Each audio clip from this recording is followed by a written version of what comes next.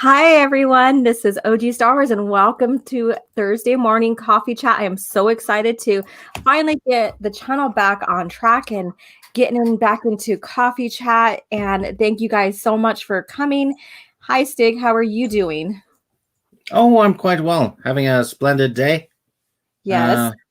Enjoying some Coke and some tobacco. Some Coke and tobacco. freezing my ass off. Oh, nice. So drinking Coke, mind you, right? Yes. You're like doing some Coke and tobacco. I'm like, that's nice. I don't put it in coffee like other weirdos. Coke? I don't put Coke in my coffee, so I don't know what you're talking about, sweetheart. So hello everyone, and what are you guys enjoying this fine Monday? Geez, I'm already like, I lost track of days. I'm sorry, it's Thursday. It's fine Thursday morning. I'm excited to be here. I'm glad to starting to feel a lot better. Some of you guys who've been following know that I've been recovering from the beer bug. And which is literally an ailment. Correct. It's an ailment, of course. And so I didn't have the energy to even live streams on any of the shows, including on my channel. So let's see here. So we have Zacharat. Hello. Good morning, OG. And hello. And then we have David Chilson. I guess I'm sorry if I butcher. I understand my name always gets butchered all the time. Good morning, folks. And Lady Tauriel. Hello there. Stig and chat. Thank you so much for joining us. And then so glad you're well and back. Thank you. I am too. I missed you guys like crazy. I missed just discussing the wonderful lore of Star Wars, pre-Disney. So, mind you, they're just Disney, Star Wars right now, their company, Lucasfilm right now, are just really have their minds screwed on backwards or something. So I mean, I get speechless about some things, and the current news is just terrible. So unwarranted design. Did I miss anything last night? People were fired up last night, I think. Mm-hmm. Yeah. It's like a big "I told you so" situation happened. Yeah. I went from hearing news that Star Wars is being saved, and so is the EU, with rumors of Darth Talon being used in The Mandalorian or what have you by Favreau, to defy Kennedy, to now seeing that Gina Carano got basically laid off, fired, or whatever, because of a something she shared on one of her platforms regarding comparing governments and what we may be leading ourselves into. So it's kind of odd, because I watched a lot of big YouTube channels, and they were telling me that Kathleen Kennedy has no power over the Mandalorian, because there's a civil war. So if that is true, that means Kennedy wasn't the one who fired the actress, was it? It must have been Favreau or Filoni, because we've been told they're the ones in charge of Mandalorian. So, and hiring and everything, and bringing in their own people. So and so Lady Tauriel, go ahead. It just looks bad from every angle at this point. It's almost as if it was all bullshit. I almost spit out my coffee. And speaking of coffee, probably had Coke in it. No. What? Sorry. Speaking of coffee, I'm a weirdo drinking the new Coke coffee. Lady Tauriel, please let me know how that tastes, and exactly, is it just coffee just branded by Coke or what? Please share that in the comments. I am curious. Well, coffee like that is an abomination, so I hope it tastes like shit and that she gags on it. Oh Lord, you are so awful, Stig. Oh my God, I can't believe that. I hope that she enjoys it, and that And I'm curious to see exactly what it is. Just because it's branded by a Coke or a soda company doesn't mean there's Coke inside the damn product. So okay, so fuel the hatred. Still at work, but dropped a like. Take it easy, guys. Take it easy. We're not gonna the stream is not really about covering any type of news going on, although we did give our opinions already and stuff. We don't agree with what's going on, of course, but we want to still give you guys, what's great about Star Wars, and that's original EU from George Lucas era of Star Wars. Mm-hmm. So that's what this is about. And back when Star Wars was great. Exactly. Back when Star Wars was great. So Soul Assassin, good morning, everybody, and good morning. And he's all coffee or Coke coffee. Soul Assassin told me to have you zoom in whenever he wants to. Okay. All right. And then those guys who are coming in, we're slowly climbing in viewers right now. Again, I don't expect a lot because I'm just getting back into the swing of things, but please share and like this stream here. And that would be greatly appreciated, especially now that, I'm back in the swing of things and feeling a lot better. I mean, mind you, my symptoms were mild to where it felt like a mild flu. I do hear different accounts that people handle the beer bug differently. It did knock me out with fatigue and extreme tiredness and stuff. And I had no energy whatsoever. And then towards the end, I got really, congestion started coming up and stuff.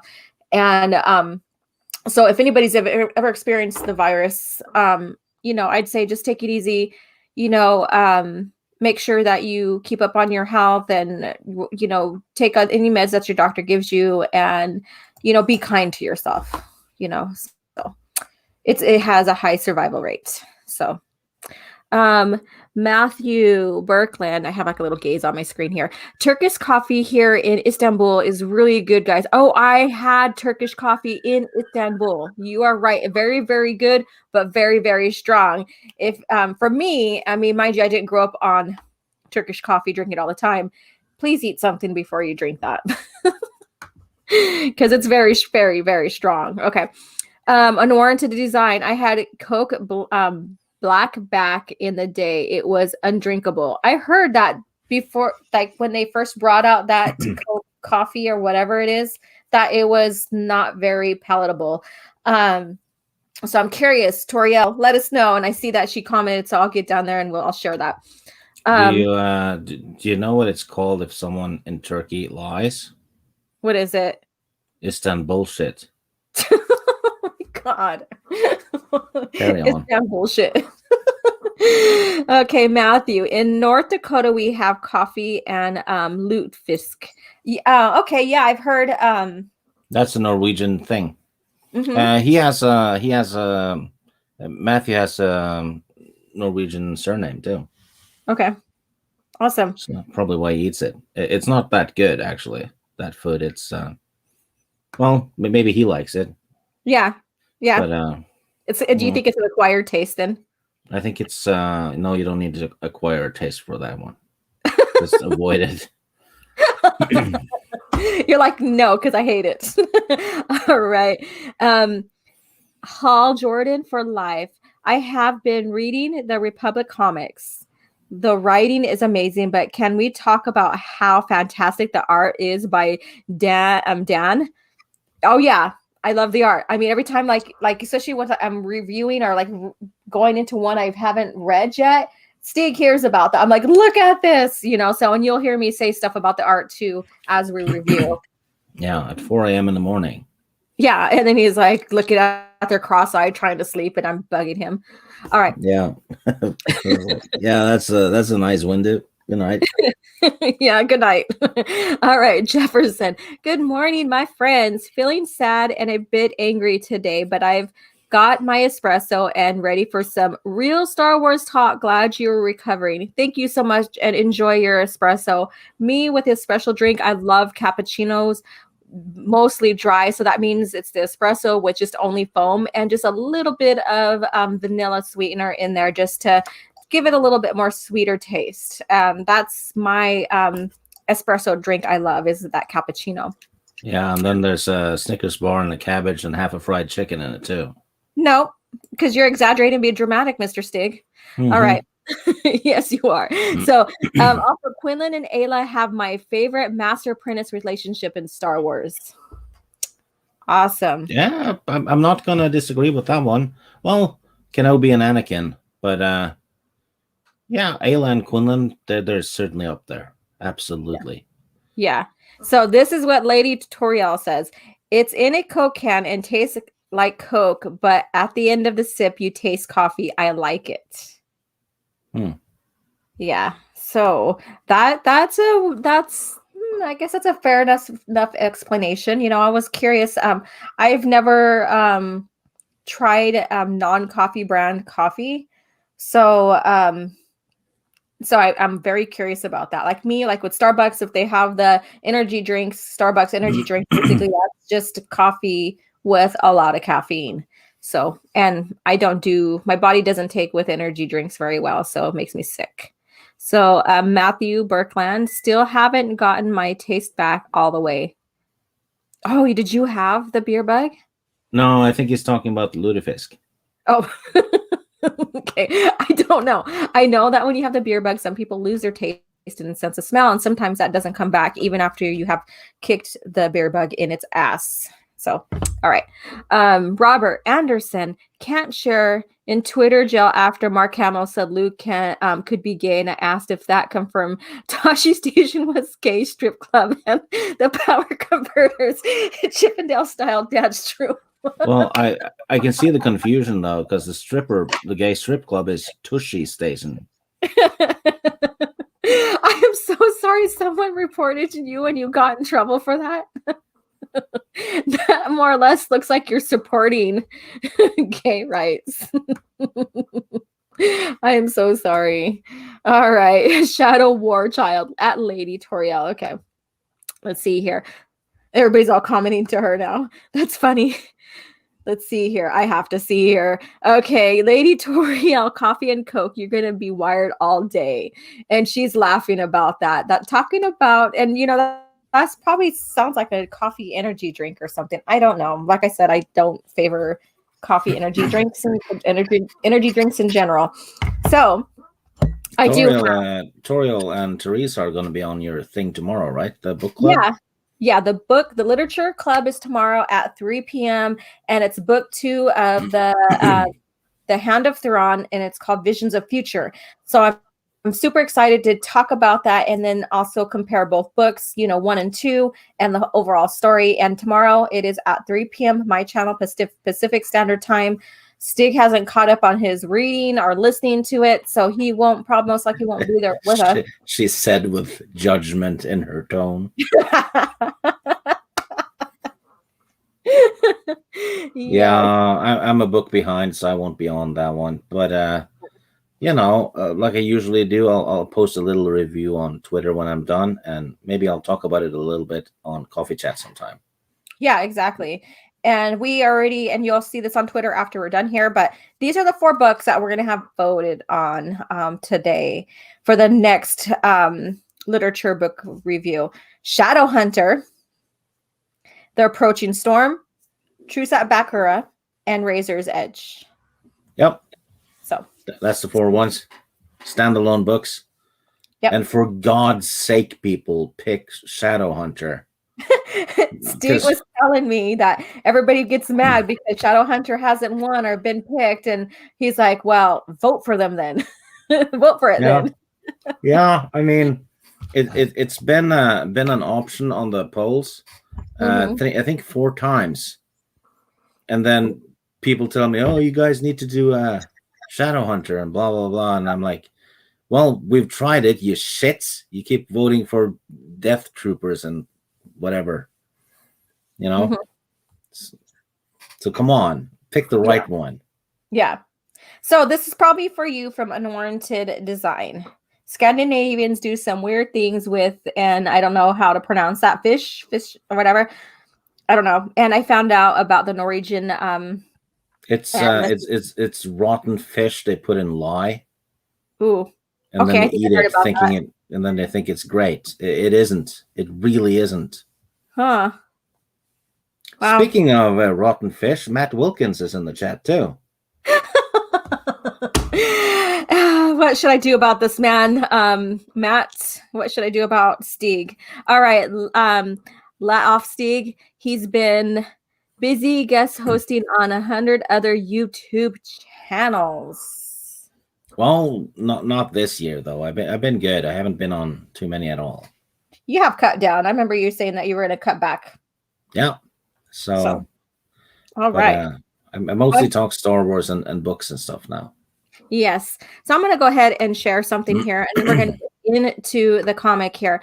So you guys, if you haven't had a chance yet to order this collection here, the final order cutoff is this coming Monday.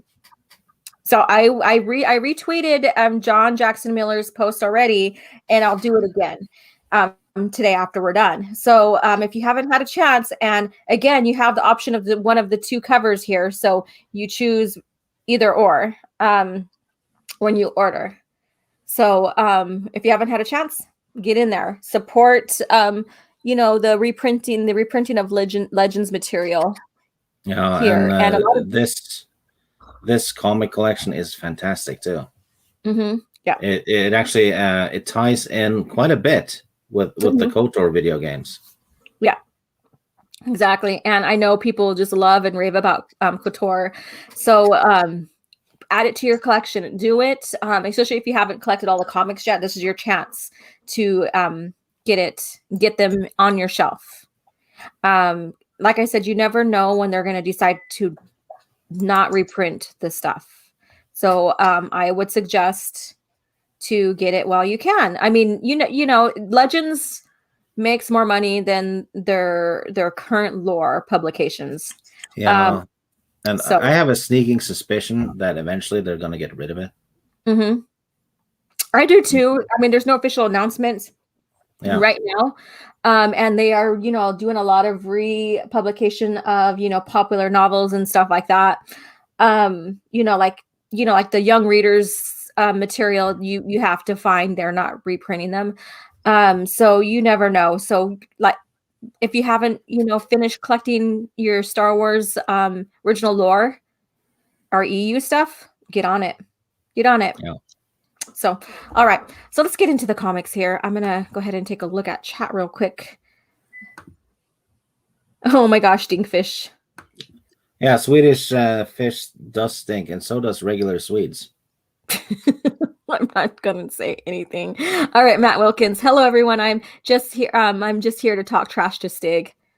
Okay. Well, you're welcome, Mr. Wilkins. Not to support me, but just to talk trash to Stig. Yeah, I'm drawing one viewer to your channel, and it's him. That's him. Thank you, Matt Wilkins, for coming in. I'm gonna have to jump on one of your streams and stuff like that again. And I always enjoy chatting with him on his live streams. My contribution to the channel is drawing that weirdo to your channel. I just love your guys' banter. It's so funny. You rebel scum. I hardly use those. So Matt Wilkins, the KOTOR comic collections look great, don't they? Oh yes, they look fantastic. Mm-hmm, they do. And again, you get choice of either cover, so you have to choose which one you want.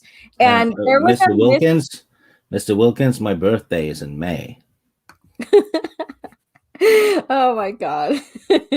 And the thing is that I think there was a misinformation on this because this is only part one of the collection.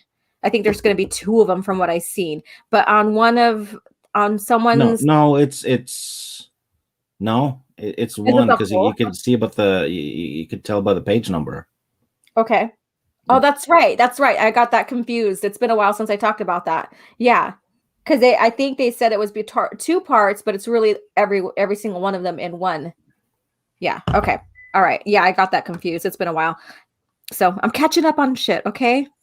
Bear with me.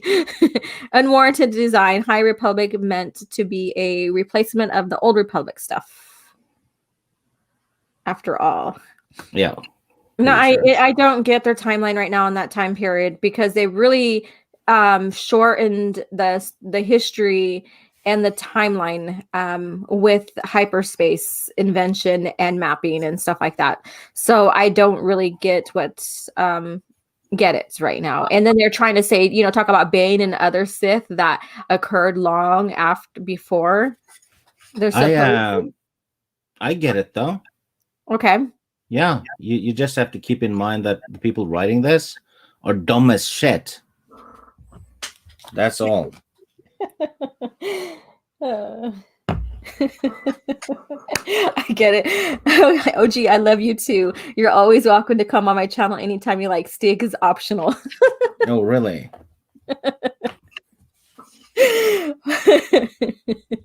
Oh my god, that's hilarious. All right, Matt Wilkins, my birthday is May 31st. When is your Stig? Well, it's replying is optional.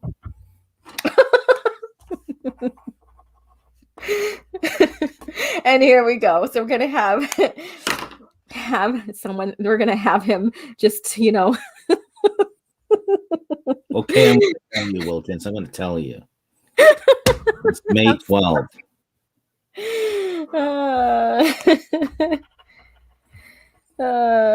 We got no wonder you guys get along so well. You guys are both the May babies. Mayday, Mayday. All right, let's get this comic up. Yeah, that's kind of ironic because every time people see Matt Wilkins, they yell Mayday. I just didn't think it was because of his birthday. Oh goodness. Let's see here. All right. So let's get into the comic now because we've been just going on for too long, and I don't want to make this longer than 2 hours. That's not my point for the stream here. My point is just to enjoy and do this. So look at this. Okay. Excellent cover, though. Exactly. Excellent cover. So this is part 1 of Show of the Force, number 65 in the Republic comics here, and we have what's her name again? Trina.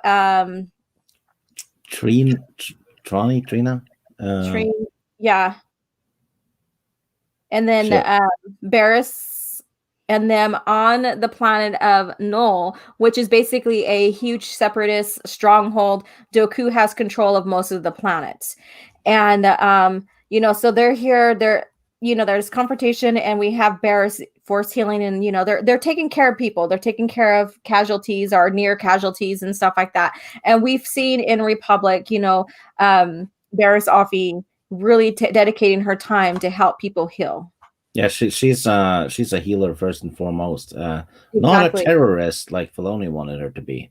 Yeah, I mean, he tried to say that she snapped during wartime or what have you, but I don't believe it because that's not her demeanor whatsoever, so I didn't like that part either. And then they do get ambushed. They get ambushed by some bounty hunters.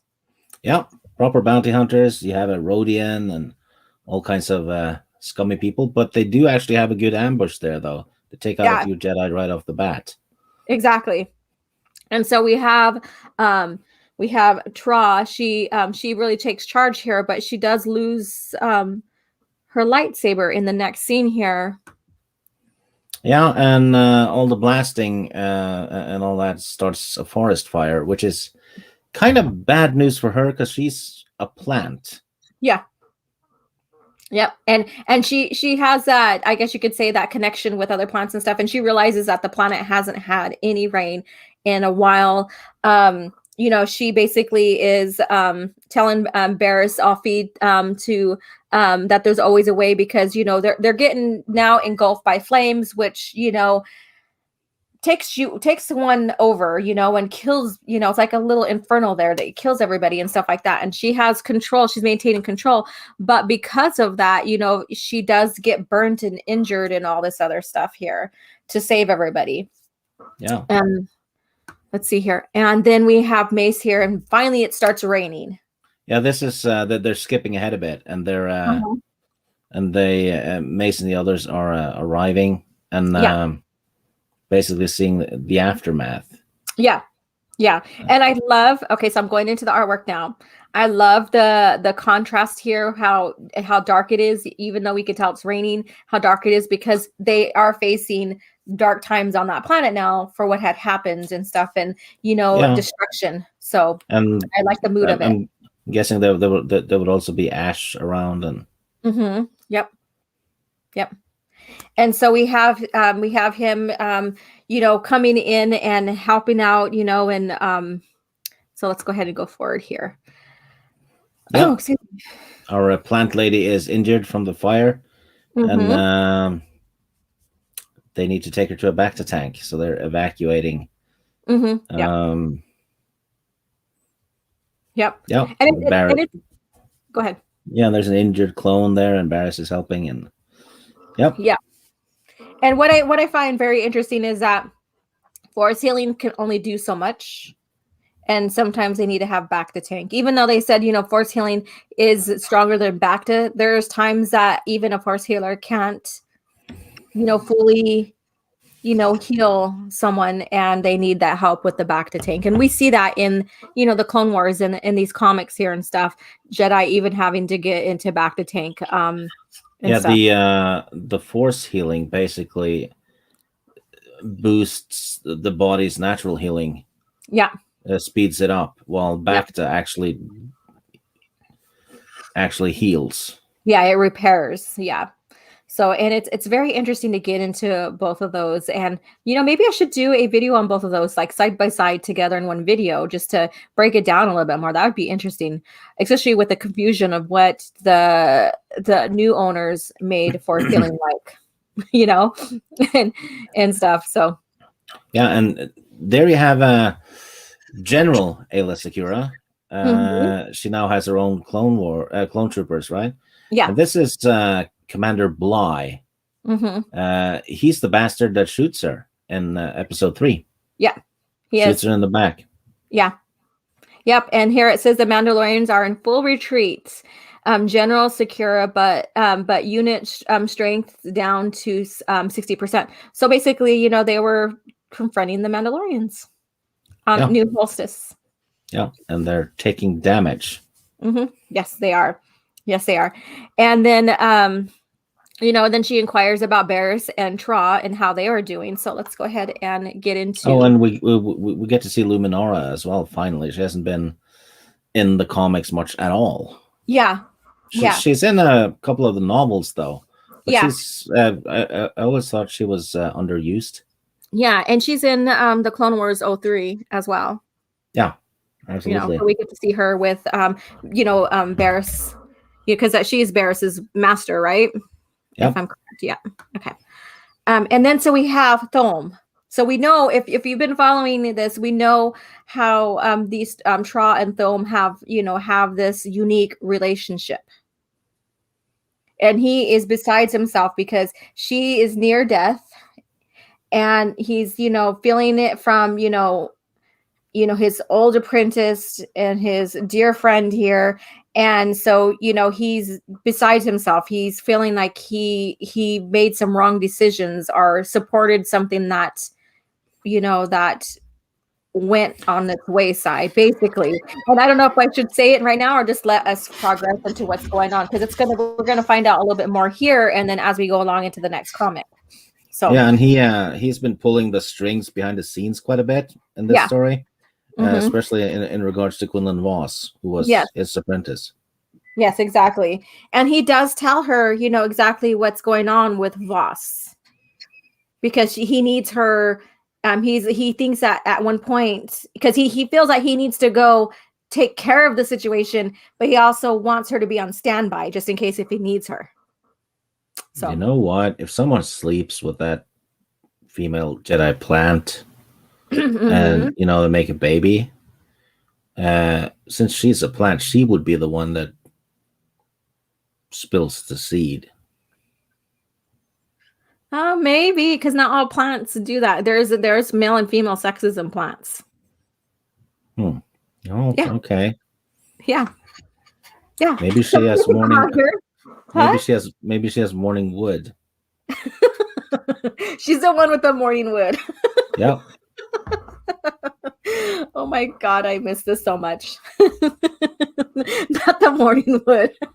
Yeah, and But then our banter. probably has nuts too. Okay, let's go ahead and go on. So he's discussing with her about Quinlan right here again, like we were saying, and about him pulling the strings and deciding that maybe what they trusted in Voss was wrong, and in his actions he did kill in the past for Doku. Yeah. Oh, Soul Assassin in the chat wants you to zoom in on Ayla Secura's chest area. Oh my God. Whoops. Okay. How far did I go? Holy shit. Boomer moment. Oh, shut it. Yeah, you're like a whole. There it was. Yeah. I have to plug my mouse back in. I took it out for something. All right. There So you go. there's Ayla. And you know what's funny is that we do get these weird people who are saying like images of characters that are not wearing Jedi robes, are not fit in some kind of stereotype that makes a Jedi, that it's not Star Wars. Like if you show she is dressed as a Twi'lek. These are fairly common Twi'lek outfits, and other Jedi wear outfits from their culture too. And I've seen a lot of people say, "Oh yeah, women showing curves or cleavage or whatever doesn't belong in Star Wars because it was never there." I mean, okay then. There's one, and you have and she's in the movie. He brought her from the comics into the movie. Yeah, George did, and you have her the same. Yeah, and you have Colleen. Yep. There's like cleavage all over the place, and you have Delilah Blue, and and Kate Skywalker's mom. I mean, she wears a push-up corset. Yeah, and even Darth Talon, and George loved Darth Talon to consider her possibly being in one of his treatments, and then later, during that same time frame that he was thinking about that, had her developed in a game in the proper timeline that she came from. So, so it's crazy how people are like, it's not Star Wars, but then even the creator himself is adding. I mean, he had a scantily clad Twi'lek get eaten by a Rancor in episode 3. No, sorry, 6. Correct. Yeah. It's crazy. So people's thought process here. And here we go. So we have, what was her name again? Mika. So we have Mika here. And again, and she's, what is it? What's her species again? Oh, she's a, what was it, Cathar, I think? There we go. Yes, Cathar, something like that. Yeah, this, and for those of you in the chat that are big fans of the KOTOR games. Yeah. This is the same race as Juhani is, one of the Jedi companions to get in that game. The species look better in the comic though, because the KOTOR game is a bit older, and they had to make character models and all that. So she basically looks more. She basically has the human character model, but with a different head. Yeah. But this is more like what she's supposed to look like. Yeah, exactly. And so, but lo and behold, here we have, these are the bounty hunters responsible for the ambush. And there's a twist behind what's going on here that we're going to get into, heading into the next comic, and what's really going on and why they're involved with, and ambushing these Jedi.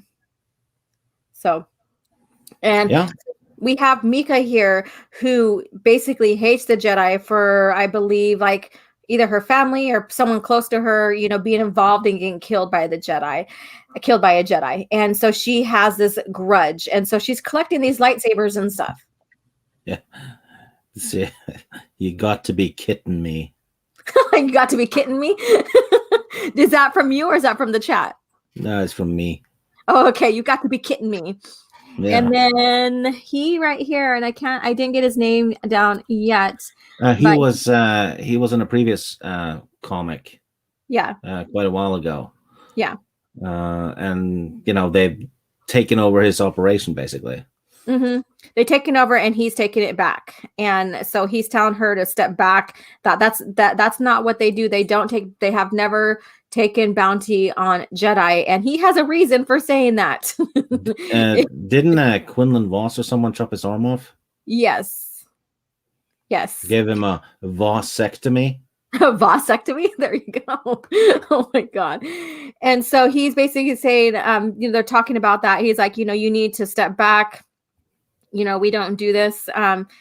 It ain't about the creed, Mika, and we both know it. It's about your dang full death stick dealing parents. Whoa. Getting themselves killed when the Jedi came to shut them down, and you watching the whole thing. And so she gets mad because he gets into, the past and the hurt and the pain that she experienced from her parents', choices. And he's like, we don't get involved with Jedi. We don't take any bounties, blah, blah, blah. And she has that, vengefulness towards them. Also, she has exceptional abs. She does. Look at that. And a mighty bicep, too. Mm-hmm. And remember a few days ago when that Hulk thing happened? People said, you guys don't like women that are, have muscles and blah, blah, blah. I'm like, okay. Mm-hmm. Nobody complained about this comic. No one complained about anything in the past until now. We see the culture shifting into, used to wanting women to be praised for, and allowed to wear whatever they want and be whatever they want, to now, now let's make them masculine because femininity is not, is voodoo or whatever. And I don't understand that whatsoever, because look at her. She's got a nice shapely body. She is muscular, of course. She's not muscular like a man because we can never build our bodies up like a man. And she still has some nice cleavage there. Yeah. Oh, Lord, for her to have boobs while she has muscles. Yep, she's showing off her kittens. She's showing off her kittens. Yeah. Oh, Jedi Bunny in the chat has a good point. Does her character get distracted by trying to catch the laser beams like the dot? Oh, because cats do that. Yeah, that would be fun though if someone had like a sniper rifle, with a a red point thing, and they could just aim it at the floor next to her to completely distract her. Yeah. You could just see her running after it and trying to paw after it. Yep. Oh, that's a good one. That is a good one. And just begging them to stop because she can't control it. Yes. All right. So lo and behold, we have Mace come in here to take charge and give them an ultimatum on, we have these stipulations. If you guys want to follow them, then you're not going to suffer that much consequences with your actions. If you refuse to, then you're gone, basically. Yep. And so he comes in like a boss. He comes in, and like I said, he wasn't my favorite character, but now reading him in these comics and stuff, I've grown to like him. Yeah. Mace Windu he's a good character. He was never my favorite either. Yeah. But I wouldn't want the prequel era without him either. Exactly. He was. I'm not saying he was a bad person either, or that he was too harsh and whatever. No, I just never. I loved him for who he was. Yes, he lent a lot of to the story. He just never grew on me until now, basically, and I have to thank these comics for that. So. Yeah, and then there's for those of you who want to know more about Mace Windu, there is a novel called Shatterpoint. Yes. Which is about Mace Windu, and it takes place before these comics. And it was George Lucas was heavily involved with that one. Yeah, I believe he was a ghostwriter to the prologue for that. Yeah. So I can't wait to do. I've been writing things down. I have to find my paper though. I filed it away somewhere, but I've been writing down everything that George has been involved with, and his thoughts about the EU and stuff that are more positive than the anti-EU people have been posting about him. So I can't wait to finally get all that taken care of and put it on my channel. Okay, let's go on. So basically, again, he's talking to them in the guild, and shit, I keep on forgetting to get his name, the leader's name here. If anybody knows it in the chat, because I don't see it in the conversation here. It probably happened earlier. It did, and I didn't write it down, and I should have wrote it down last night when I was reviewing. Um, yeah, so basically he It's I bet it's Lefty. Lefty. Oh my goodness. Yeah, so let's go ahead and move on. Stumpy. All right, so they Mika doesn't want to comply, but he does. And so a small little skirmish happens, and then he's like, "Let's talk Jedi," because he's a smart man. He's like, "I don't want to, risk my," because he got basically his arm chopped by a Jedi. So he and the people surrounded him, so he basically took out all of them in one spin. Exactly.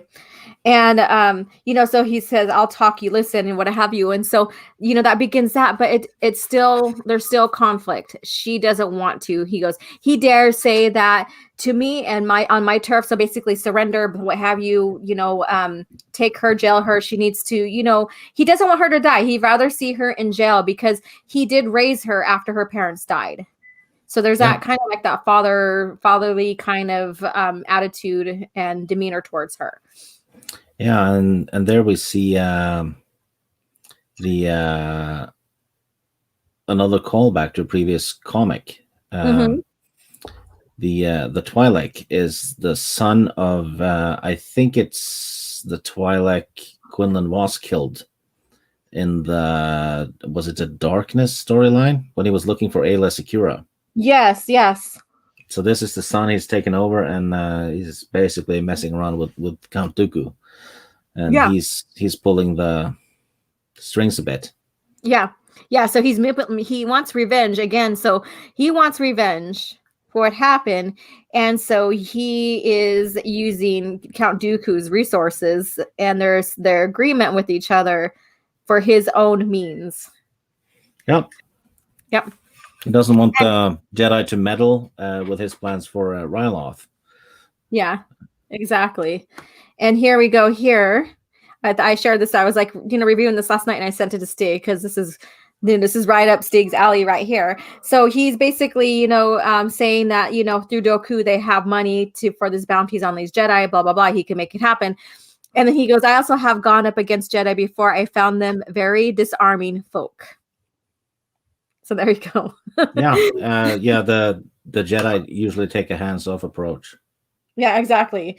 They rather, disarm you basically in a literal sense than kill you. If they can. So he basically, in a pun, describes his situation with them and that he doesn't want to deal with them because he doesn't want to risk his people. So we have that. And then we have, I want this Mace Windu watched every nanosecond, warm bodies, cold bodies, droids, whatever. I want him watched, and I want to know what he's doing before he does. So basically that's the Twi'lek, I believe that's saying that. Yeah. So, yeah. And so they're here, they're getting ready to penetrate the ship here. So, or they're in there, but they're trying to settle things and stuff. And we get more action going on in here. What would actually fit?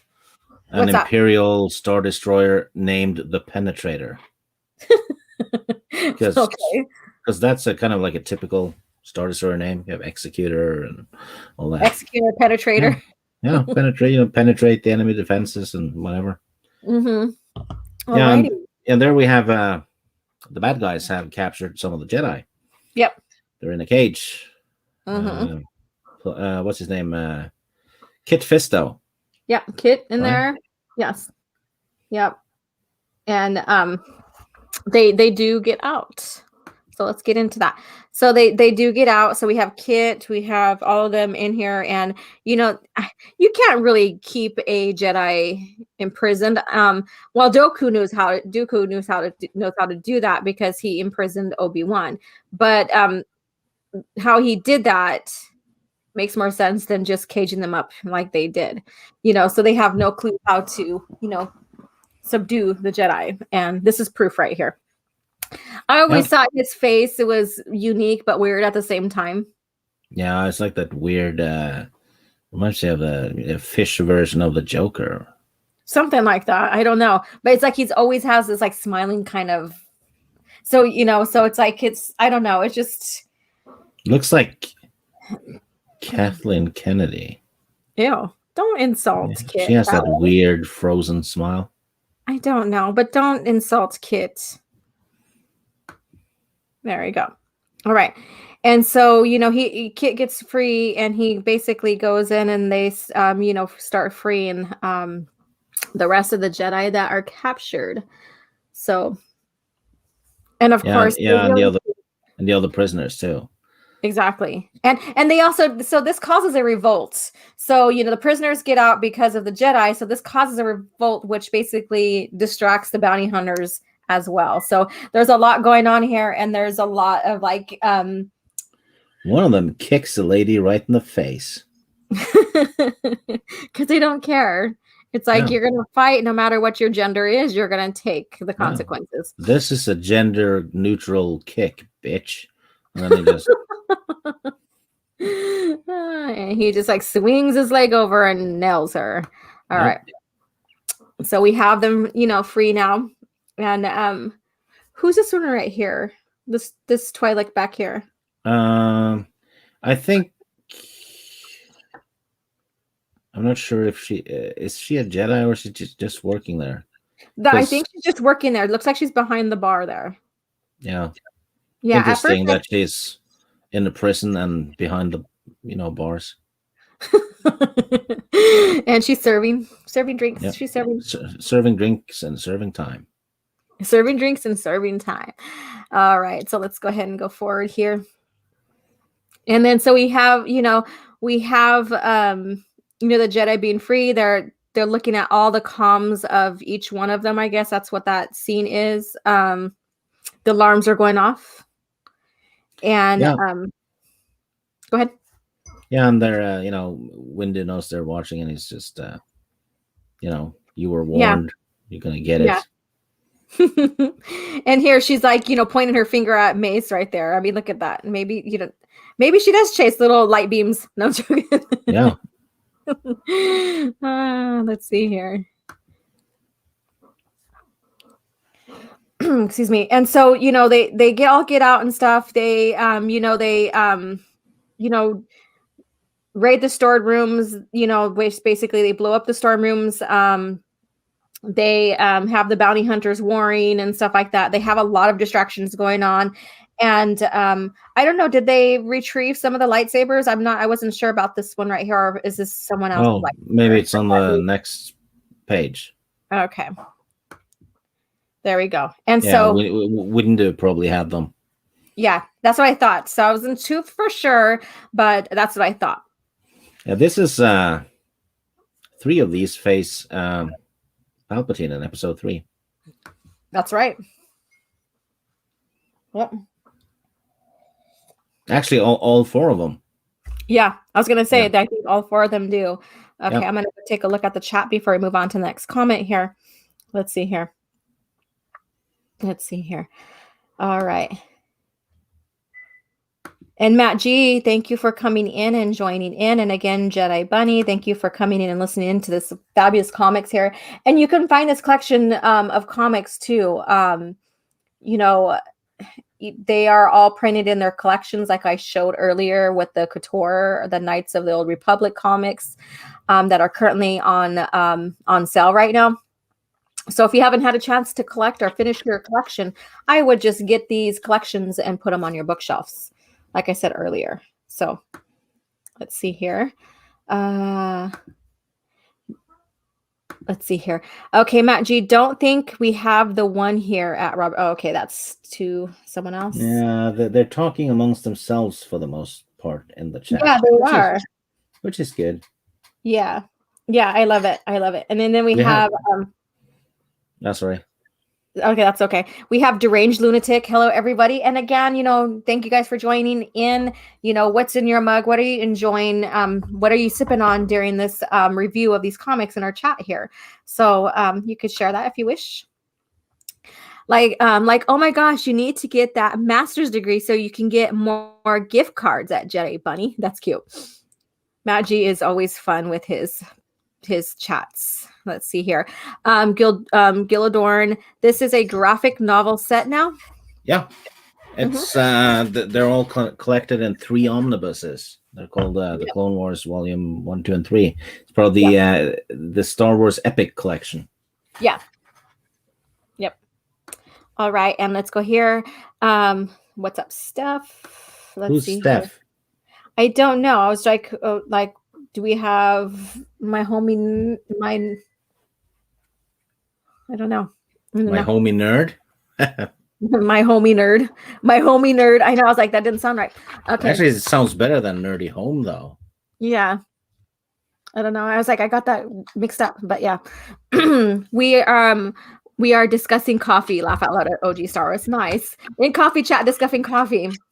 Let's see here. Can they fly now?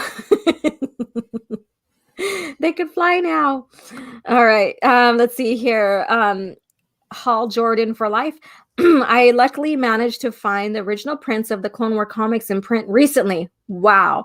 They look awesome and Disney doesn't get the profits. Well, I hope not. Top man. That's amazing. That is amazing. Let's see here. I know. Now I'm not going to live that down. I'm so sorry. Let's see here. Jedi Bunny, I'm drinking a bulletproof pour over with oat milk at O.G.Starwars. Oh, nice. How do you like that? I haven't done any bulletproofs. What? I believe the bulletproof is a just another type of coffee. This one you probably will make fun of. Well, if it's bulletproof, it's definitely not a shot, is it? Let's see here. But yeah, so all right. So let's get back into imagine drinking bulletproof from a shot glass. That would be very ironic. It'd be very ironic, huh? All right, so let's get back into the comic here because we've already chatted a long time, before we started these, and these are fun stories, and it's just the story is just getting, I guess you could say, more climatic maybe, or we're going to get more details as we go on what's really going on. So. Or will it have a catastrophe? There you go, a catastrophe. Let's move on to the catastrophic conclusion to this story. All righty. So I bet the conclusion will freak me out. You're on a roll. Okay, I'm gonna stop. All right, so they are here. They are in which basically the nest, the central command of the rig, headquarters of the Crimson Nova. So that's what they were in, the Crimson Nova chapter of the Bounty Hunters Guild, a place now under attack by Jedi because Mika, caused this. She, instead of complying with Mace, she wants to fight them. Yeah, put a woman in charge, and this is what you get. Oh my God. Yeah, don't put crazy cat ladies in charge. Oh my God. So she's confronting him right here. And, basically this kind of reminds me of Obi-Wan, I don't think so kind of look. So let's go on. This time you won't escape. Yeah, this time you won't escape. So here we go. So look at the art here. I think it's wonderful. There's so much color and contrast. We have Mace and surrounded by the purple from his lightsaber and stuff like that. I just love the depth and the detail in here of this fight scene. Even the details on what's his name's face, the one that's missing half the horn. Yeah. It's this is top-notch artwork, I think. Very, very good comic artwork. Very, very good. And sad to say that there's some comics that don't, even today in Star Wars, that don't match this. No, a lot of them look kind of like Cartoon Network-ish. Yeah, it's like everything has the same art style now, isn't it?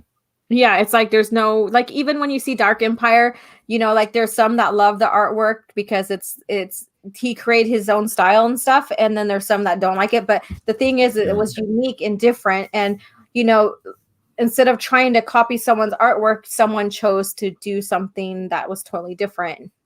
Yeah, it's I don't like the artwork in Dark Empire, but I like the fact that it is different. Mm-hmm. You know? Yeah. So isn't his name Saucy? Saucy Teen. That's his name. Yeah. So there we go. So they're, you know, they're still going through their fights and stuff like that. And his blade here, I'm gonna go ahead and switch the page here because this is just basically self-explanatory in its own right. You know, we have this is the blade. I think it's a vibro blade. kind of it is, but where is it? Where does he say here? He has his blade is I seen it here. Cotorsis, or what is it called? Cotorsis armor or iron. Yeah. Yeah. So it's a vibro blade made with that, and that basically makes lightsabers dysfunction. Yeah. It's didn't the Mandalorians have armor made from that? There's where it's Beskar. Unless but I think they had I think so. One of them had it. Yeah, I mean, if someone does, I don't blame them. You know, but once it's also if it's not in this sculpted or, you know, done right, it cortosis iron or whatever can fall apart as well easily. Yeah. So that's why you don't hardly see it in much armor or much used in much in, you know, armory and stuff like that. More or less, you know, the buildings like Palpatine, you know, in the EU, it's explained that like his some of his walls has that cortosis in it. Yeah. So Jedi's couldn't go through and stuff like that. So. Yeah, and then there's a lot of yapping about, you know, the guy who used to be in charge of the bounty hunters and the cat lady, and, you know, blah, blah, blah. I'm in charge, and he's like, oh, you're doing wrong. And yeah, you know, the usual power control, power play. Yeah, and it's interesting though. She points the gun at him and says, "Stay away from me." This is like, okay, you know. Yeah. Yeah, and he still has control but this is like that, like I said, this is like the father kind of daughter kind of thing, because like he raised her since she was really, really little. She's just being vengeful. He gave her milk. All right. He's like her milk daddy. Oh Lord. All right, so I know so that, you know, they're still having the confrontation here, and he's like, I know Master Windu has his reasons for us going in this way, but, you know, so they're like, should we be doing this or not, you know, kind of deal. And, you know, so we have the fight still going on here. Yeah, they basically melt their way through the door and attack the a pile of people, and they're kicking ass. Exactly. And this is what the leader was trying to prevent. You know, so Mika again is still, you know, she's causing more harm than good because she's spiteful and vengeful. Yeah, she's not perfect. No, she's not perfect. And you know, this is one of another plot or another kind of maybe a plot, or maybe, I don't know, but this is, you know, another thing within Star Wars is like the good versus evil, no matter if you're Jedi or Sith or whatever, you know, or no matter what you are on the spectrum, you know, we see, you know, the dark side or people acting out in vengeance, and that can be related to the dark, even if you're not, you know, force sensitive or anything. So we have that push and pull between light and dark, good and bad going on here. So he's talking about the Catorsis armor here, but interesting though, 2 Jedi Masters against 1 cat guy with a vibro sword. Yeah. Yep. And he's like, you know, Mace is like, I do not wish you death, Harl. So his name is Harl. And but he's like, I wish yours, you know, and stuff, but they still overcome him, you know. Oh, you just spoiled it. Sorry. Anyways, but we'll go on. Yeah, and then they're and these the alien that gets shot in the stomach, or rather he shoots the lightsaber and gets it deflected. That's a Clatonian. You see them in Return of the Jedi, Jabba's palace. They're usually, a thug-like alien. Yeah. All right, so moving on here. So we still have them battling right here, and they're taking control of the control room and cut off reinforcements, and they're also disabling the escape pods so the villains won't get away. Exactly. And Mace confronts him. So you fear a Jedi, Harl? And he goes, I fear nothing. I will eat your heart and acquire your power. And in the galaxy, power is all that matters. So he's very fiendish. There we go. And again, so they still continue with the fight. Of course, we always have the blaster bolts getting deflected back and all what have you and stuff. And basically he takes them down. And Mika's like, Harl, so she sees what happens. Yeah, pretty much. He decapitates him, doesn't he? I think so. He injures him. Well, he slices his hand off first, and then he attacks anyway with his. Yeah. And then he tells Mika, he is gone. It is done. Let it go. I mean, he's like already, fed up. Like, this has gone too far. We've risked our people's life. And it also, kind of is a little bit foreshadowed earlier because, disarming. Yeah, exactly. And what's so crazy is this character kind of reminds me of Talon Card in a sense, to where he valued his people more than anything. Yeah. There's that little bit because, not all bounty hunters are, or anybody in those infringements and stuff were just about themselves. We still had people who had some sort of morality, even smugglers and stuff. So, yeah. And then, she doesn't want to budge, and he has to put his kitten down. He has to put his kitten down. Literally, he shoots her in the back. It's like, okay. I see that. I know. It's the irony of that. It's so sad. And like I said, that their relationship is described in here. And that must have been tough for him, but sometimes you have to do what you got to do as well. And I just got done talking about morality, and he kills like what would be his daughter. Sometimes in life you simply have to kill a crazy bitch. And oh my god! All right, so let's go on. All right, so he checks her. He checks her out. Of course, he's devastated with what he had to do, but he also wants. It's like petting her and going, "Here, kitty, kitty." It's okay. It's okay. Yeah. And so he gives Tara's lightsaber back to Mace, and they basically talk things through. And they settle it. He goes with the terms of Mace Windu right here. So it's very interesting that Plant Lady has a wooden lightsaber handle. You didn't notice that? You haven't ever noticed that? I might have, but I re-noticed it probably. Yeah, just like Tenniel Ka, hers is a Rancor tooth. Yeah. So she can bite. She has some bite within her fighting. Her fighting is fantastic. Yes. All right, so let's move on. So basically now we get into what's going on here and how, he's like, your buddy Harl might have seduced Mika into your plans, but he's dead and I'm not so gullible. So basically he's talking to the Twi'lek here, who was saying, I have, credits from Dooku for these for these bounties on these Jedis, because he has his alternative plan.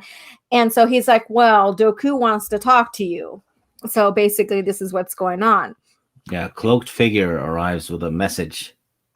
Exactly. That's right. There's the cloak figure. Duh, Laura. So here's the cloak figure. He's like, Dooku wants to talk to you. And, he kind of has this kind of worried, stunned look on his face. He's like, oh, shit. Mm-hmm. And here we go. So go ahead and take this away, Stig. Yeah, he's basically been, betraying Dooku a bit, and he's been using money he got from Dooku to fund himself and his own plans rather than spend them on what they agreed on. Yeah. And Dooku knows this, and bad move. Exactly.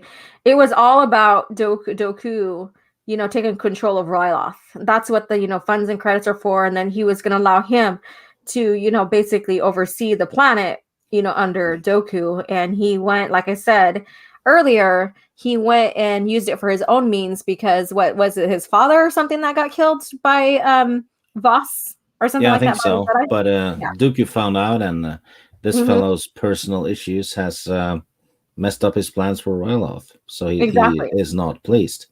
No, he's not. He's not a pleased gentleman. And he, Dooku basically is an evil gentleman, basically. He's very proper and stuff. Let's see here. So now we get into the nitty gritty right here. Yeah. So we find out who the cloaked person was or is. Yeah, it's Quinlan Voss, and he's been ordered to kill the guy. Mm-hmm. And what's so crazy is okay, so you can kind of see it looks like his face is a little bit remorseful. Looks like he smells a fart. That's what you think it looks like. And this is very interesting right here.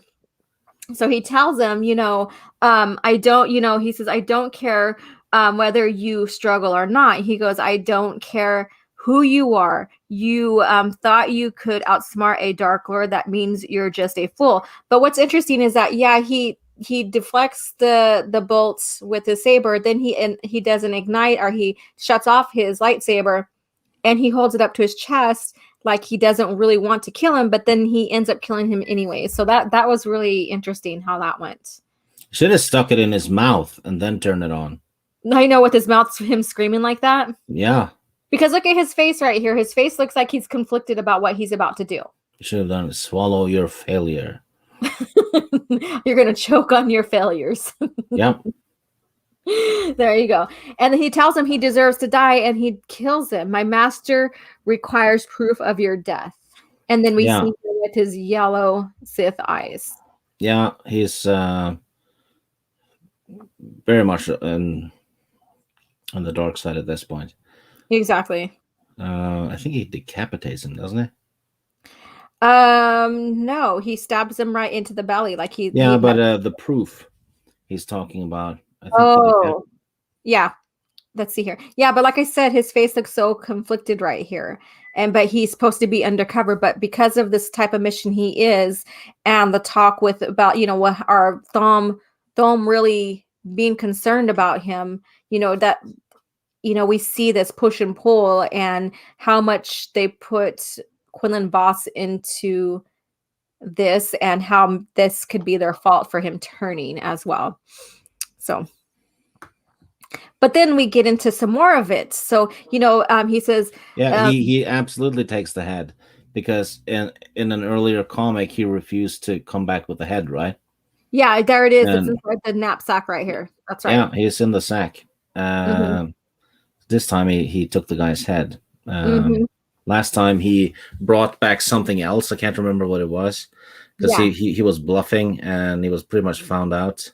Yeah. And here's the thing about Quinlan Voss is because the hologram is still on. And Windu and the others are actually watching it. Yes. Yep. And Thom and Ayla told me that Quinn had joined the Confederacy, but this deliberate killing, the pleasure in it, this is dark side work. Yeah, he actually he got the head of the crime syndicate. Yep. Literally. Got rid of the head of the family. Mm-hmm.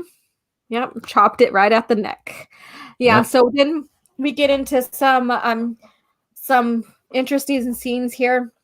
I've always wondered what the Garden of Meditation looked like, and this is, from reading about it in the EU and stuff like this. And so I think this is gorgeous how they did the artwork here. So we have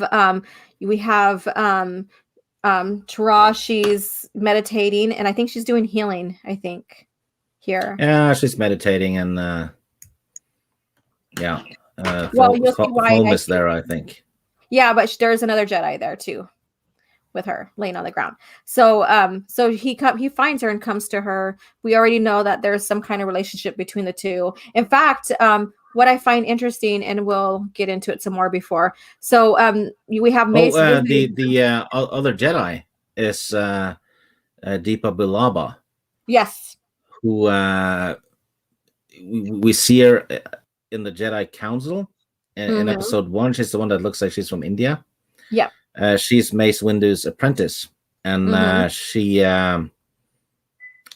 went dark side, I guess, or insane in the Shatterpoint novel, and she activated her lightsaber while pointing it at her head. And she's basically been brain dead. So, what better place for a vegetable than a garden?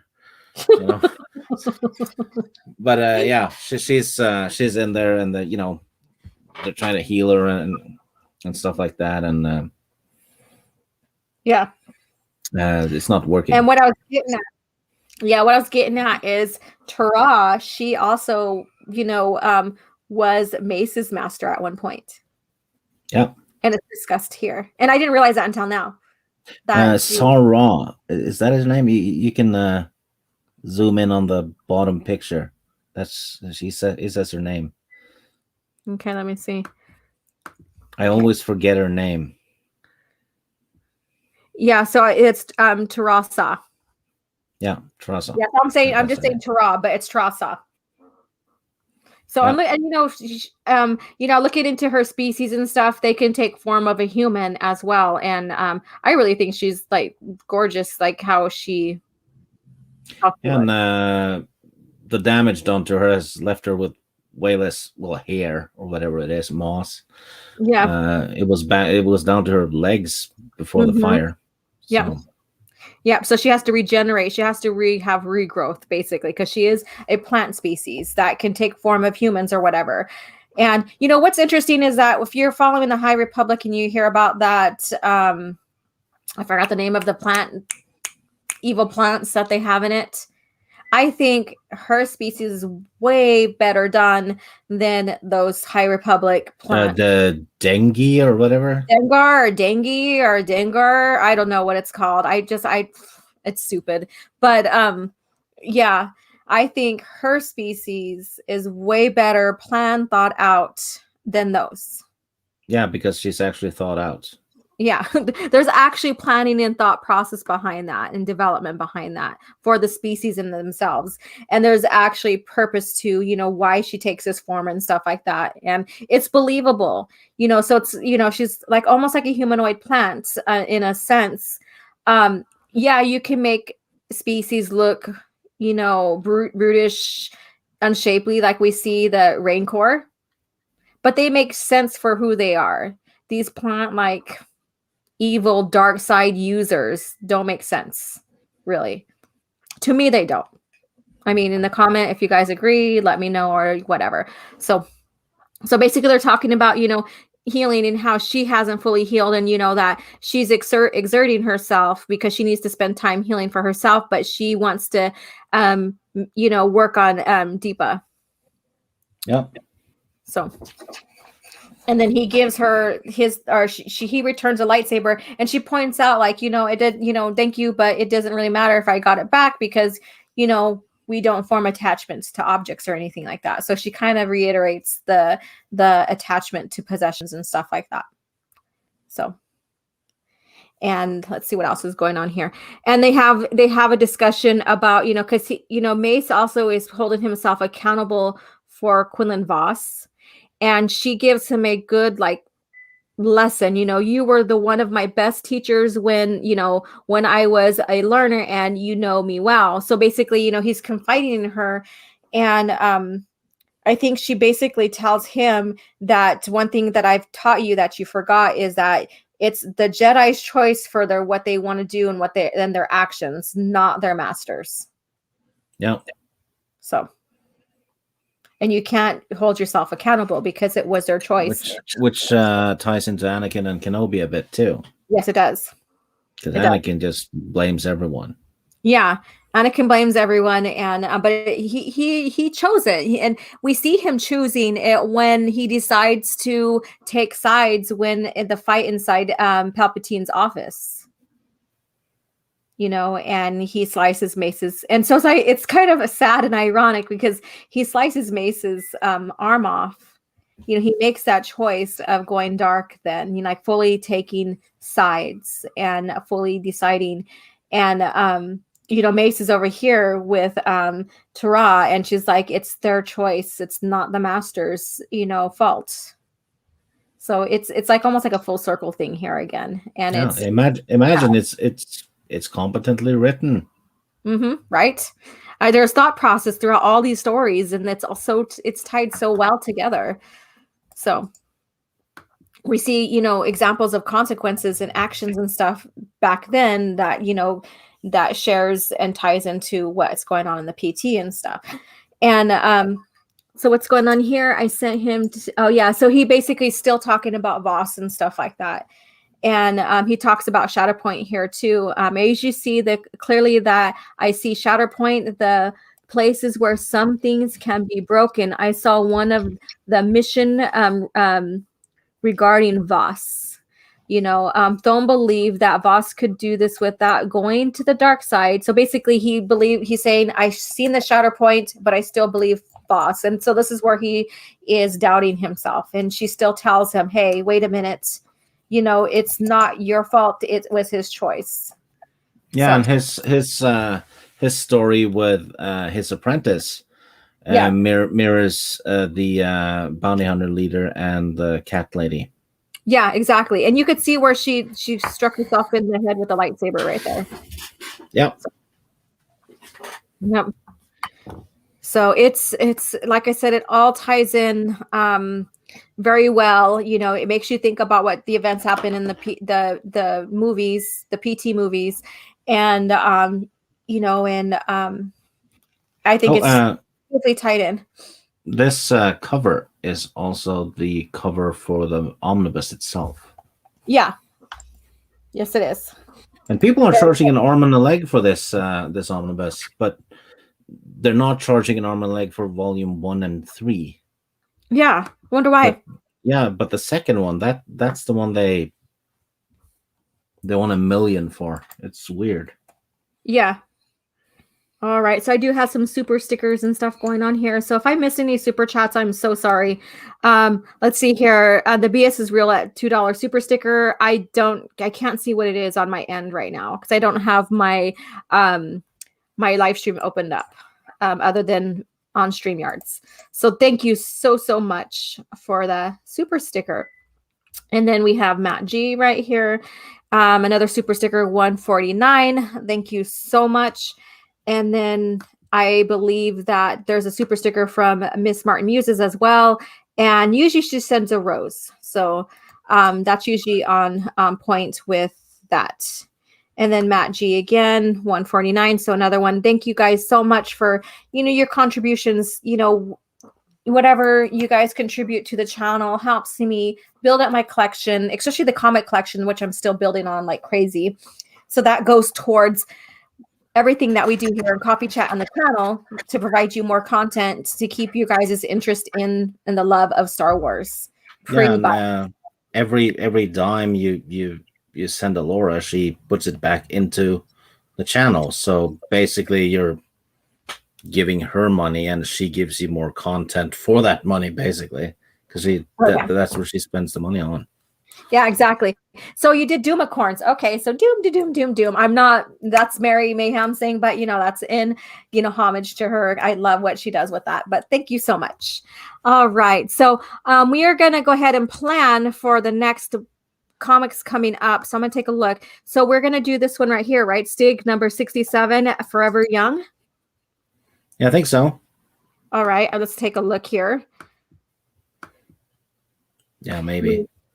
Oh yeah, Yeah. this one I think is a really cool one. Okay. The art is somewhat different than what we have seen, but it's okay. It doesn't stop us. Oh wow, yeah. I Oh like yeah, that. it has an awesome Jedi lady in it. Yeah, well, Yeah, don't look at that. spoil it. I'm not trying to. I'm trying to fast forward to the other one. I didn't get the page number to see what's next. Oh, and then we have number. Oh yeah, that one is shitty Clone Wars crap. It's Darth Maul and his stupid brother. Oh, so skip this one then. Yeah. Yeah, you're like, yeah, okay. It's retarded. Yeah. These really don't fit in, right? They don't fit at all. Because none of the other comics mention Darth. Yeah, I think I don't think there's.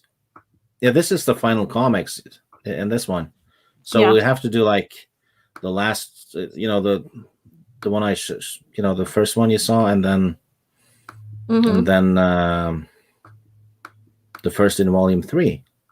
Okay. So volume 3. So we're going to do a segue then. The last one in this one going into volume 3 of the next one. So if you guys have these comics, pick them up and refresh, reread. This is what this is all about, is having you either purchase them and add them to your collection, or reopening them up to review, reread, and enjoy. This is what this is about. And so I highly recommend that. So we'll be going into segueing into, this is all Clone Wars, the Clone Wars stuff at the end of this. Okay. All right. So that's the plan there. And let's see here. Do we have any more stuff going on? All right. Let's see.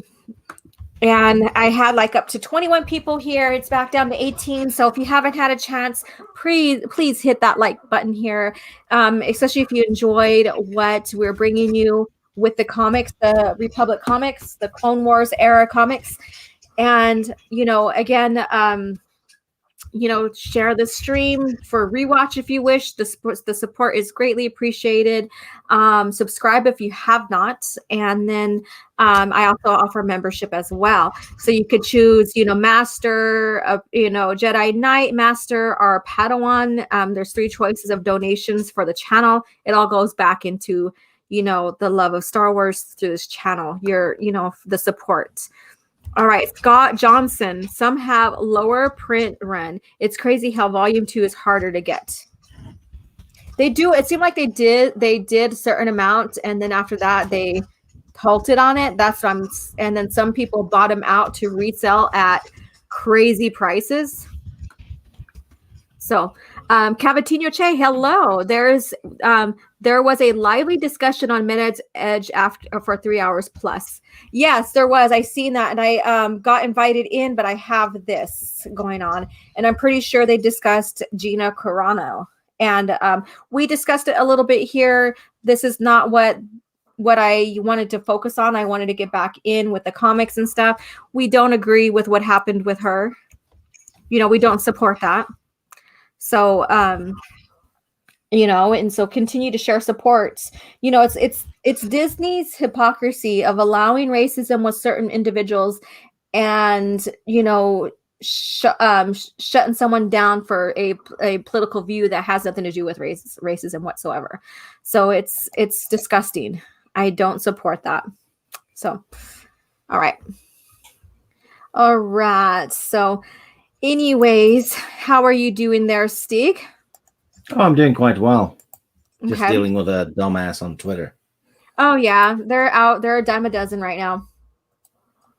They are, definitely. And, so those of you guys who are coming in from coming in from that Midnight's Edge discussion. Thank you for joining us.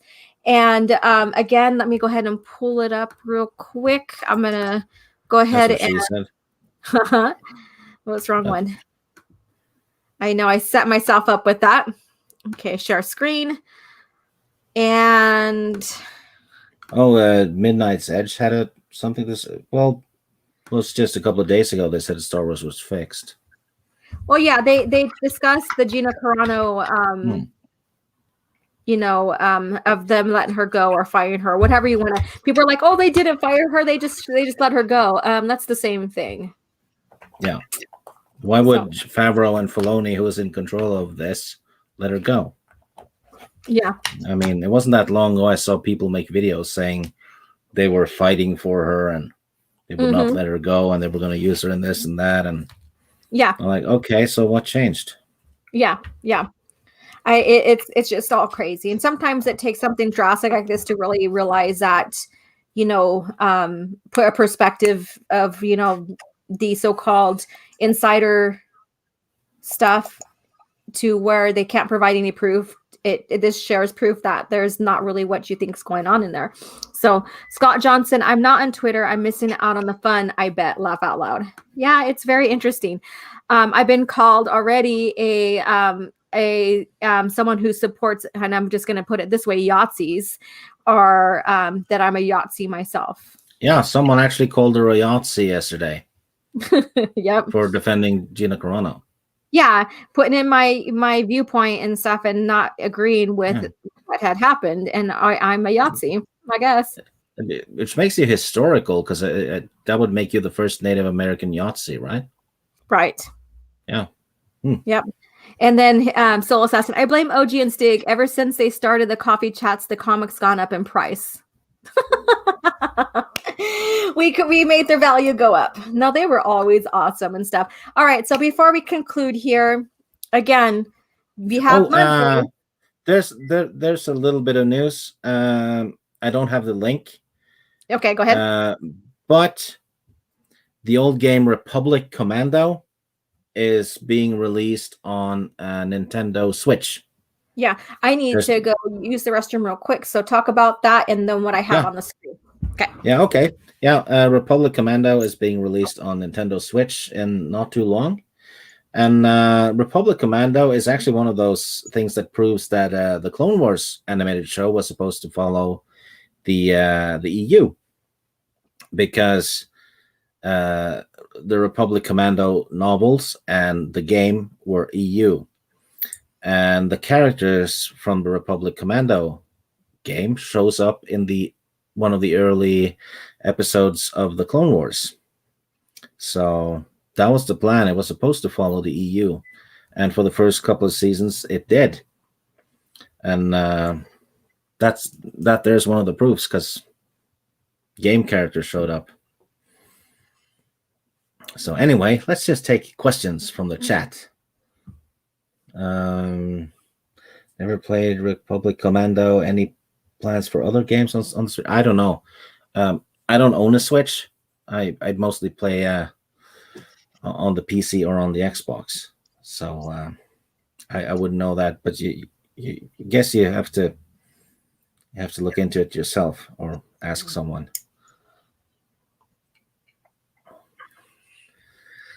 Oh yeah, Galadorn says, love the Mando music in Republic Commando. Yes, great soundtrack in that game. Really great. Really good graphics for its time as well. And I actually played through that game for the first time last year. And it's not my favorite Star Wars game, but it has aged very well, though. I have to say that. Awesome. Yeah. Oh, hello. Hi, I am back. Yeah. Let's see here. So let's see what's going on here. It says, Larry, not one dime for Lucas Disney Star Wars. And you guys have every right to decide what you support and you don't support. And, sometimes the wallet speaks volumes. So I'm not the one that fully puts on like, what do you call it? Like ban or whatever kind of thing. I believe it's your choice and how you want to represent, so let's see here. I mean, I believe in like speaking up, protesting, what have you. I come from an activist family that we've spoken up of for our rights as Native Americans and stuff like that. I do believe that. I also believe it's a person's choice on which way they want to go with their type of support as well. And my way of supporting and stuff and standing my ground is continuing to share and love the love of George Lucas's era of Star Wars, and not, bending the knee, I guess you can say, or contributing to what's going on right now with the company. And so that means, not supporting, and watching or reading their materials. So now do I say do this in the whole of Disney and itself? I don't know. I'm just all about what's going on in Lucasfilm. So, all right. And then again, we have the Couture collection here. So it ends Monday. So if you haven't had a chance to pre-order them, do it. So do it. And then Scott Johnson's, I don't own in or one either, but I'd love it if they're re-released, same old LucasArts games, I'd buy one. So they released re-released Jedi Knight 2 and Jedi Academy for the PlayStation. I think that happened last year, so it's probably PlayStation 4 or something. Yeah.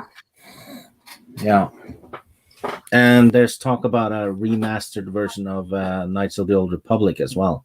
Yeah.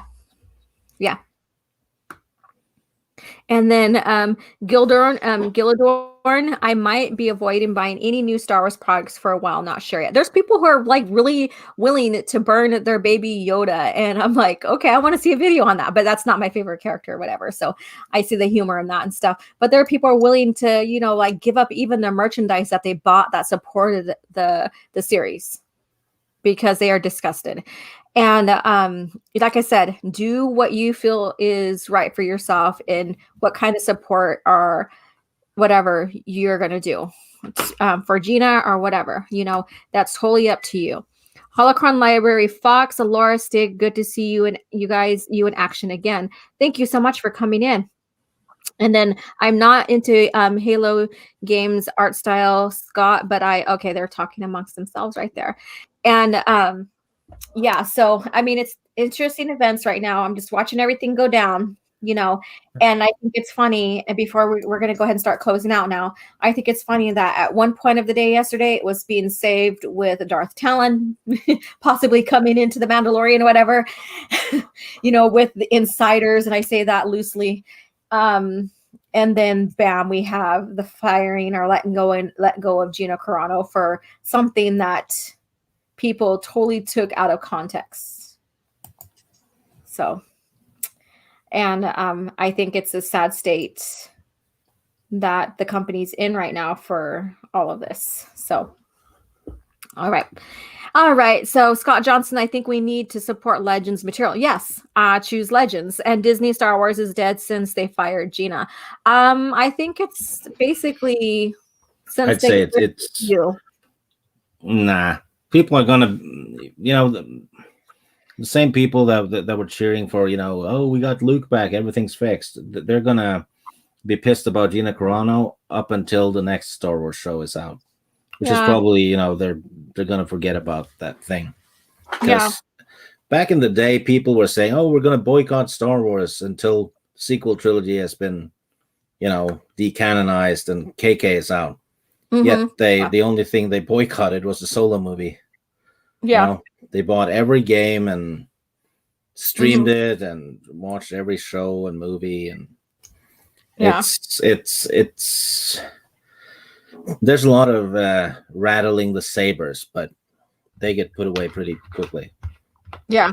And actually now though it's too late anyway because Star Wars is way too fucked. because they're the High Republic is burning the franchise from the other end. Yeah. So even if they do magically fix Luke and all that, the prequels are about to get destroyed by the High Republic. Yeah. You know what I... Go ahead. Yeah. So it's a lose-lose situation. Yeah. And I think it's very ironic is that everybody is like, oh, Luke's scene is saving Star Wars type deal, or they brought him back, so they're correcting his character arc. But then some of these people will say, well, the EU was never legend, especially with Luke and blah blah blah. But then they're like saying that they're correcting Luke for the Mandalorian through the Mandalorian. So I'm like, what is it? Because if it wasn't, it's basically he wasn't who he was in the EU and George didn't approve, then how can you say that they're doing him right then? Yeah, I mean, because they were bashing the EU, and Luke was OP, and the EU was bad, and then 2 minutes of EU Luke on the screen, and they cheer. Yeah. They're like, well, you bashed it 2 weeks ago. Exactly. And I don't get that mentality, because it's like, you say one thing about the EU, but and then you don't like how they destroyed Luke's character in the sequel trilogy, which I agree that they really did him dirty, basically in George's view of Luke at that time, dirty. But then yet you'll come in and say, like Stig said, cherish and love the EU look that's been shown in the Mandalorian. So I don't get it. I think usually I think what happens often is that a lot of people didn't read the EU, right? But they still like Star Wars, which is good. Yeah, of course. You can like what Star Wars you want, and the EU is optional. The type of fan you want to be. You could love like the games and the movies, and that's it. You're still a Star Wars fan. Yeah, and the EU is optional. Mm-hmm. It's called the expanded universe. It's just if you want to expand your Star Wars, basically, that's what it's for. Yeah. But I think a lot of people get really touchy about it when they have discussions with EU people. Yeah. The EU people actually tend to know more about Star Wars as a result. Yeah. So they tend to often take it a bit personal. Yeah. And, but it's weird though that it's now become a bad thing in the fandom menace to be a fan of the EU, which is basically what kept Star Wars alive from 1983 until 99. So if there was no EU, there would be no Mandalorian or Clone Wars, because Star Wars would be gone before that. Yeah. Mm-hmm. And it's kind of like if someone loves the Lord of the Rings and then they get pissed because another person who also loves the Lord of the Rings has read the Silmarillion. Yeah. And knows more about the Tolkien world as a result. So it's kind of weird when more knowledge is all of a sudden a bad thing. Yeah.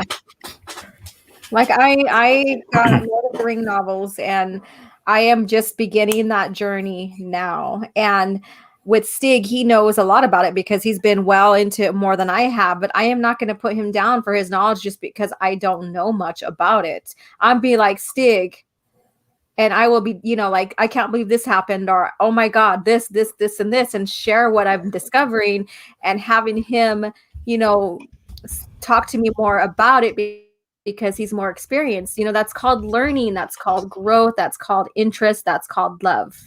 And just because I'm less knowledgeable doesn't mean that I'm threatened by Stig or anybody else that knows more than me. I want to sit next to them and discuss it further because they can tell and share more with me about it, and I can learn more.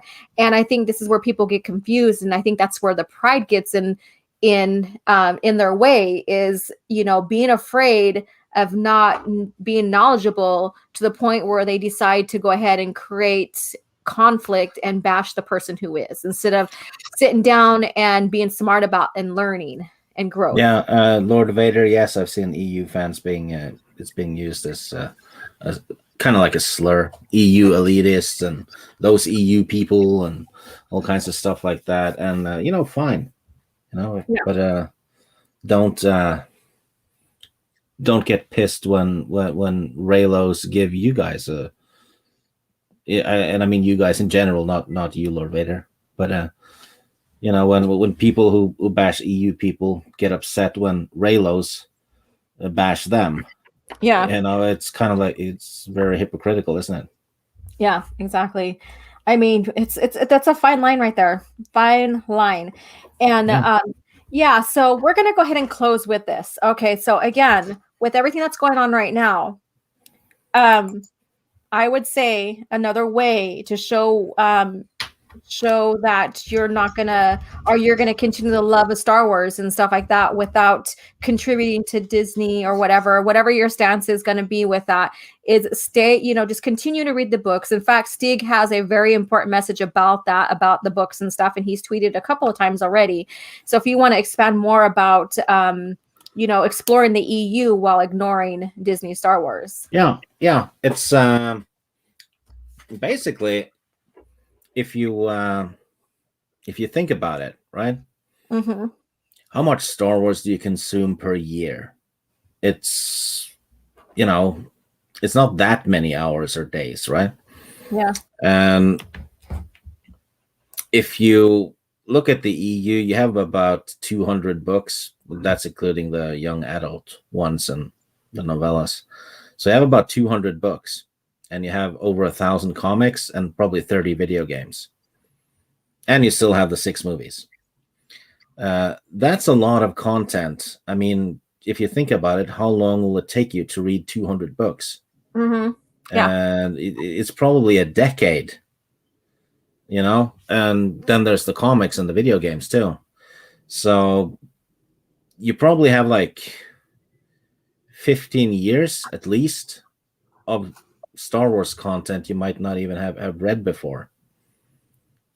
And by the time you've gotten through all of it, you probably forgot about the first ones that you read. So you could just go back and reread your favorites and all that. So I don't think people are lacking for Star Wars as much as they feel. Because if you're not a reader, you can still do the Audible books.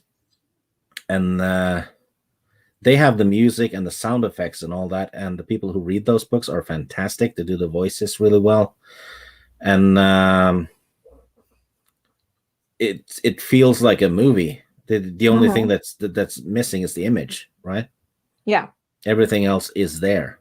Yeah, and what's fun about that, and we've discussed this before, is that when you're reading something, you can also use your imagination. Instead of letting the screen do it for you, use your imagination on what things look like. And if you already have an idea what the character looks like, that's great. But, like the worlds and stuff, and just it lets you have a creative thought process, which is, we are so quick to have something do that for us, like movies and like social media and stuff like that. We never take the chance to sit and read and have our own imagination anymore, like we used to growing up. And I may be sharing a little bit of my age here, I don't know, but we didn't have, myself growing up, we didn't have all the resources we have now. So we had to use our imagination a lot. And that's what the EU does for you when you pick up the books. The novels will give you information to where when you read the books, you kind of know what the worlds and stuff look like. But when you read the book itself, you get to go into a whole new world within your own imagination about it. And that's what I love. Holocon Fox says it doesn't take 10 years to read 200 books. No, it probably doesn't. But it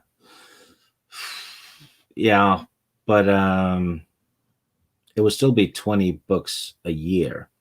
Yeah. And not everyone has all the time in the world to read. Mm-hmm. Yeah.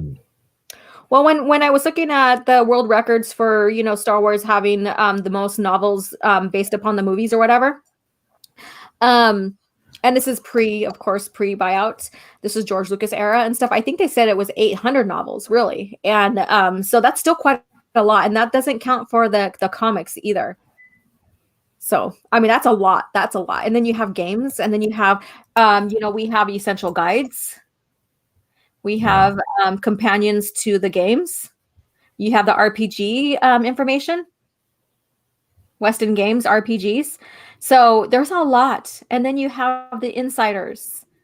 If you collected those, there's a lot of like even stories within there that, are golden. In fact, now that I'm okay now and stuff, and, I had lost my voice also during the beer bug time, but a little bit.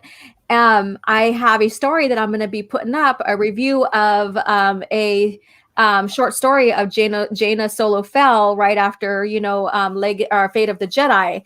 And there's some things I've noticed about her that kind of mirror what George was using in his sequel trilogy treatments. So I can't wait to put that on video for you guys. The story about it and then what I see. Because we get into the era of her being married to Jagged Fell. And yeah, this is like 100-something years or 100 years before her descendants and the Fell Empire. But it's very interesting. Very, very interesting. So, but yeah, I digress with that. So, so get into the EU, share your love, share what you love about Star Wars, and, if you're going to follow the cancel Disney Plus and unsubscribe to that, that's totally you. Do what you need to do, and that's all I have to say with that right now. So go ahead, Stig, tell us where we can find you at. Oh, just on Twitter, and on Thursdays I'm here, and on Mondays I'm on Sporky News Podcasts channel talking about the Game of Thrones books. Yeah, that's pretty much what I do these days. I'll pop up here and there if someone asks me, but I'm not doing nearly as much YouTube as I used to, because I want to do other things too, like read Star Wars books. Yeah, exactly. Yeah. And then Scott Johnson's, reiterates the RPGs are wealth of content as well, even if you don't play them. And Stig already tells me about that. He's like, you need to get into that. That has a lot of stuff, a lot of knowledge, a lot of, lore and world building in that in itself. Hi, Miss Martin Muses. I hope you are doing well. So again, tomorrow at 3 p.m. Pacific Standard Time, join me with my panel that includes Miss Martin Muses, Lady Tauriel, and Open Airlock or Tim, and I think Callum Johns, I think. So there's about 4 or 5 of us on the panel, and we're going to discuss, review Visions of the Future, the second book of The Hand of Thrawn. And Stig will be missing out on this one here. He's been doing a lot of reading back and forth and stuff, and that's cool, and I support that. Yeah, well, once I finish this book and the other 2 I'm working my way through, I'll be done with 3 series, actually. The Dark Nest one, the Bounty Hunter Wars, and the Hand of Thrawn duology. So yeah. Okay, that's amazing. I know Stig's been kind of reporting with me. I got done reading this and this and this. And I'm like, that's friggin' awesome. I didn't read whatsoever when I was down. I was mostly in sleeping and resting and stuff, because it does kick your butt no matter how it affects you. The beer bug does kick your butt. And so I'm so glad to be back in swing of things with you guys as well. So again, join us tomorrow at 3 p.m. Pacific Standard Time. And then Sunday, I am having a convo with Ichibaka. So if you're interested in hearing, more about him and his cause with, sharing what's going on behind the scenes, or, behind Star Wars and stuff like that, and what he does with his blog, join us then. And that's Sunday at 3 p.m. Pacific Standard Time as well. And again, thank you guys so much for tuning in. I am so glad to be back. Oh, and you know what? What? The glue hair lady, right? Yeah. That's like random. We're like the glue hair lady. But go ahead, go. If you sniff her hair, you'll sniff glue. Did you just see that? I mean, we talked about that last night on Babe to Menace. Oh my God. Okay. That just popped into my head. Yeah. Oh my God. That was just very, very random. Thank you so much for your education, sir. You're welcome. All right. So again, thank you guys for tuning in to Coffee Chat. It's a pleasure. Stay tuned on the next two novels, and Twitter. I will have the voting poll up after I'm done here. Shadowhunter, The Approaching Storm, Truce at Bakura, or Razor's Edge. So stay tuned for that. Get your vote in. That will determine which book we'll be reviewing in another 4 to 6 weeks. So yeah, again, for the love of God, vote for Darth Maul Shadowhunter. For the love of God. And thank you guys so much for tuning in. I highly appreciate every single one of you in chat. Thank you, those who sent me super stickers. You guys have a great day, and may the force be with you. Take care and be well.